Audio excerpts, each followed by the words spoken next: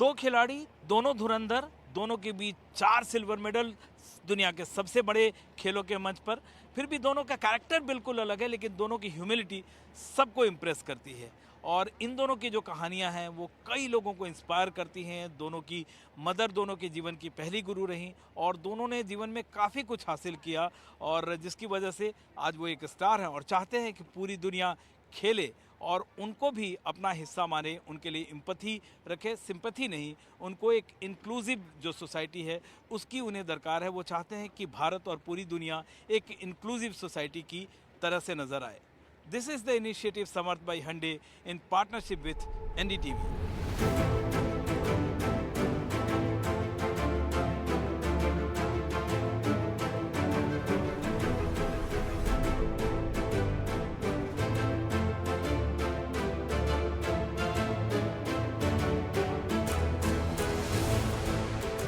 हमारे साथ दो धुरंधर खिलाड़ी हैं, 6-6 फुट से ज़्यादा, 12 फुट से ज़्यादा के जांबाज खिलाड़ी हैं। दोनों ने 2-2 सिल्वर जीता है, और लेकिन दोनों को संतोष नहीं है। जबकि कई लोग पूरी ज़िंदगी लगा देते हैं, एक मेडल नहीं हासिल हो पाता है। मैं कई ऐसे धुरंधर खिलाड़ियों को जानता हूं जिन्होंने क्या कमाल की मेहनत की, क्या नहीं टैलेंट था उनमें, लेकिन इन दोनों को वो दोनों चीज़ हासिल हो गया है। And this is the initiative Samarth by Hyundai in partnership with NDTV. इस तरह की कहानियाँ हम आप दर्शकों तक लाते रहते हैं। तो सबसे पहले निशाद आपसे शुरुआत करते हैं। यार मतलब 6 फुट 4 इंच, प्राइवेट आपको स्पॉन्सर्स मिल रहे हैं, सिल्वर मेडल मिल रहा है, लेकिन आप सिल्वर मेडल मिलता है तो आप रोने लगते हो। जी, रोना वो ऐसा है कि संतुष्टि नहीं मिलती। सिल्वर मेडल तो ठीक है, वो जो परफॉर्मेंस की संतुष्टि है ना, वो नहीं, सेटिस्फेक्शन नहीं बिल्कुल, मिलती। आपने इस बार बहुत ट्रेनिंग चूला विस्ता में काफ़ी, अमेरिका चूला विस्ता में काफ़ी मेहनत की थी। मैंने बहुत हार्ड वर्क किया था इसके लिए जी, पिछले ओलंपिक्स के लिए भी हार्ड वर्क किया था, इसके लिए भी मैंने कोई कमी नहीं छोड़ी थी। और उम्मीद जो खुद से थी वो नहीं हो पाई पूरी। चाहे सिल्वर होता, ब्रॉन्ज होता, उसमें सेटिस्फेक्शन मिल जाती, बट जो खुद की जो अचीवमेंट थी ना, जो टारगेट रखा था, वो नहीं हो पाया। वो नहीं हो पाया। योगेश, आपके साथ भी एक ऐसी कहानी है, क्योंकि आपने 48 भी फेंका हुआ, वर्ल्ड रिकॉर्ड बनाया हुआ, लेकिन यहाँ पे आपका बेस्ट नहीं हो पाया। इसका मलाल रहता है मेडल आप कोई भी जीतो, और कई बार होता है कि आप मेडल ना भी जीतो लेकिन अपना बेस्ट किया तो सेटिस्फैक्शन होता है। हाँ, ये तो है कि खिलाड़ी जब भी अपना बेस्ट करता है तो उसका बेस्ट होने के बाद वो खुश रहता है, खुशी से सोता है।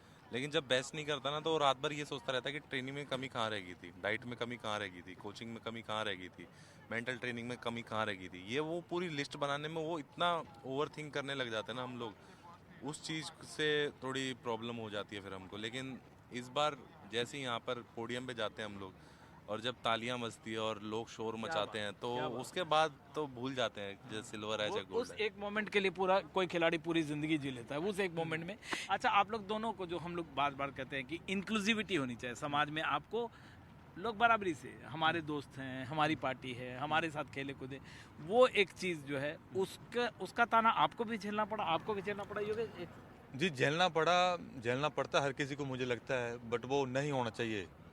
क्योंकि नहीं होना चाहिए, क्योंकि लोगों की वो जो मेंटेलिटी है, जो उस तरीके से देखते हैं, वो नहीं होनी चाहिए। वो नहीं होना चाहिए सर। हम भी देखो, समर्थ भाई हंडे जो कोशिश है, योगेश आप उससे जुड़े भी हैं, हमारी कोशिश ये है। सबसे पहले तो मुझे ये बड़ा आपका इंटरेस्टिंग है, ये ओलंपिक रिंग है, ये पैरालंपिक का है, और इधर शंकर भगवान का डमरू है, त्रिशूल है ना। योगेश, आपको भी ये ताने झेलने पड़े?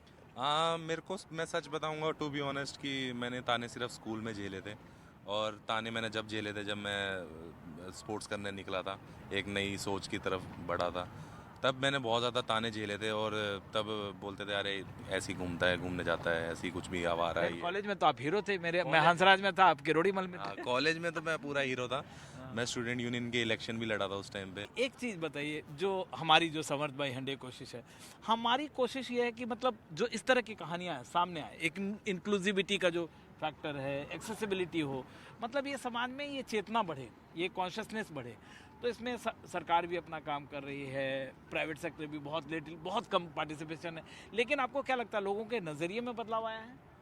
देखा जाए तो नज़रिए में बहुत ज़्यादा बदलाव आया है। अभी जो यंग जनरेशन है, जिनके हिसाब से उनको पैरा स्पोर्ट्स के बारे में पता चला है, तो मैं देखता हूँ अब छोटे छोटे बच्चों को भी पता चल रहा है कि हाँ पैरा स्पोर्ट्स है। और नज़रिए में देखा जाए तो मतलब अब बेचारे के नज़र से इतना नहीं देख रहे हैं, अभी भी उतना मतलब इन्वॉल्वमेंट नहीं हुआ है। जितना एबल बॉडी के साथ होना होना है चाहिए, बदलाव लेकिन कभी ये पूरी दुनिया में जरूरी है, अभी ऐसा पूरी दुनिया में नहीं हुआ है। पूरे दुनिया में नहीं हुआ। लेकिन अपना इंडिया बहुत फास्ट ग्रो कर रहा है, देखा जाए तो और दिल्ली?